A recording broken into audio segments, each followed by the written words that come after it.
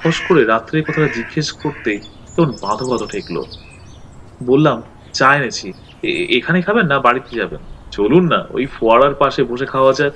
গরম চায়ে চুমুক দিয়ে একটা তৃপ্তিসূচক আহ শব্দ করে আমার দিকে ফিরে মুচকি হেসে অনাথবাবু বললেন, খুব কৌতূহল হচ্ছে না?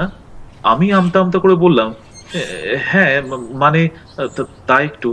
বেশ, তবে বলছি শুনুন, গোড়াতেই বলে রাখি, এক্সপেডিশন হাইলি সাকসেসফুল।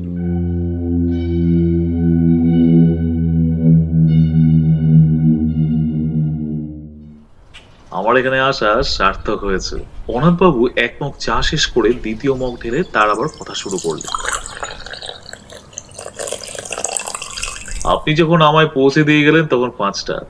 আমি বাড়ির ভেতরে ঢোকার আগে এই আশপাশটা একটু সার্ভে করে নিলেন। অনেক সময় ভূতের চেয়ে জ্যান্ত মানুষ বা জানোয়ার থেকে উপদ্রবের আশঙ্কা বেশি থাকে। যাই হোক, দেখলাম কাছাকাছির মধ্যে তেমন কোনো সন্দেহজনক কিছুই নেই। তারপর বাড়িতে ঢুকে একতলার ঘরগুলোর মধ্যে যেগুলো খোলা হয়েছে সেগুলো একবার দেখে নিল। জিনিসপত্র তো আর একদিন ধরে বিশেষ করে থাকার কথা নয়। একটা ঘরে কিছু আবর্জনা আর একটার কড়িকাঠে গুটি চারেক ঝুলন্ত বাদুড় ছাড়া আর কিছুই চোখে পড়লো না। বাদুড়গুলো আমায় দেখেও নড়লো না, আমিও তাদের ডিস্টার্ব করলাম না। 6:30 নাগাদ দোতলার ওই আসল ঘরটিতে ঢুকে রাত কাটানোর আয়োজন শুরু করলো। একটা ঝাড়ু এনেছিলাম, তাই দিয়ে প্রথমে আরাম কেদারাটিকে ঝেড়ে বুঝে সাফ করলো। কতদিনের ধুলো জমেছিল তাতে কে জানে। ঘরের মধ্যে একটা গুমোট ভাব ছিল, তাই জানলাটা খুলে দিলাম। ভূত বাবাজি যদি সশরীরে আসতে চান, তাই বারান্দার দরজাটাও খোলা রাখলো। তারপর টর্চ ও ফ্লাক্সটা মেঝেতে রেখে ওই বেদ ছেড়ে আরাম কেদারাতেই শুয়ে পড়লো। অস্বস্তি হচ্ছিল বেশ, কিন্তু এর চেয়েও আরো অনেক বেয়ারা অবস্থায় বহুবার রাত কাটিয়েছি, তাই কিছু মাইন্ড করলুম। আশ্বিন মাস, 5:30টায় সূর্য ডুবেছে। দেখতে দেখতে অন্ধকারটা বেশ জমাট বেঁধে উঠল।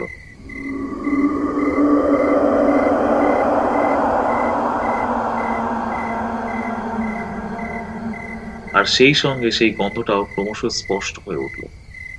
আমি এমনিতে খুব ঠান্ডা মেজাজের মানুষ, সহজে বড় একটা এক্সাইটেড হই না, কিন্তু কাল যেন ভেতর ভেতরে বেশ একটা উত্তেজনা অনুভব করছিল। সময়টা ঠিক বলতে পারি না, তবে আন্দাজে মনে হয় 9টা কি 9:30 নাগাদ জানলা দিয়ে একটা জোনাকি ঘরে ঢুকেছিল। সেটা মিনিট খানেক ঘোরাঘুরি করে আবার জানলা দিয়ে বেরিয়ে গেল। তারপর কখন যে শিয়াল ঝিঝির ডাক থেমে গেছে আর কখন যে আমি ঘুমিয়ে পড়েছি সে খেয়ালই নেই। ঘুমটা ভাঙলো একটা শব্দে, ঘড়ির শব্দ।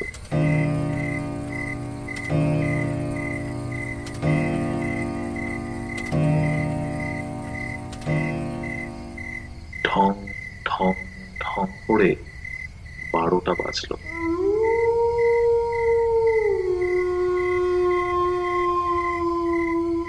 মিঠে অথচ বেশ জোর আওয়াজ, জাঁত ঘড়ির আওয়াজ, আর সেটা আসছে বাইরের বারান্দা থেকে। কয়েক মুহূর্তের মধ্যে ঘুমটা ছুটে গিয়ে সম্পূর্ণ সজাগ হয়ে আরো দুটো জিনিস লক্ষ্য করলো। এক, আমি আরাম কেদারায় সত্যিই খুব আরামে শুয়ে আছি। ছেঁড়াটা তো নেই, বরং উল্টে আমার পিঠের তলায় কি যেন একটা বালিশ গুজে দিয়ে গেছে।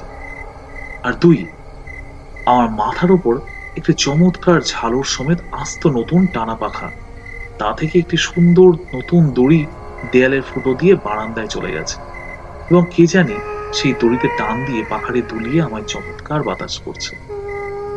আমি অবাক হয়ে এইসব দেখছি আর উপভোগ করছি। এমন সময় খেয়াল হলো, অমাবস্যার রাত্রিরে কি করে জানি ঘরটা চাঁদের আলোয় উদ্ভাসিত হয়ে উঠল। তারপর নাকে এলো একটা চমৎকার গন্ধ। পাশ ফিরে দেখি কি জানি একটা আলবোলা রেখে গেছে, আর তার থেকে ভুরভুর করে বেরোচ্ছে একেবারে সেরা অম্বুরি তামাকের গন্ধ। অনাথবাবু একটু থামলেন, তারপর আমার দিকে ফিরে হেসে বললেন, বেশ মনোরম পরিবেশ নয় কি? আমি বললাম, শুনে তো ভালোই লাগছে। আপনার রাতটা তাহলে মোটামুটি আরামেই কেটেছে? আমার প্রশ্ন শুনে অনাথবাবু হঠাৎ গম্ভীর হয়ে গেলেন।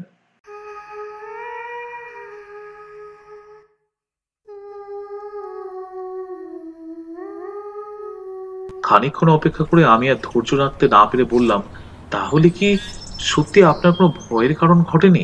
ভূত কি আপনি দেখেননি?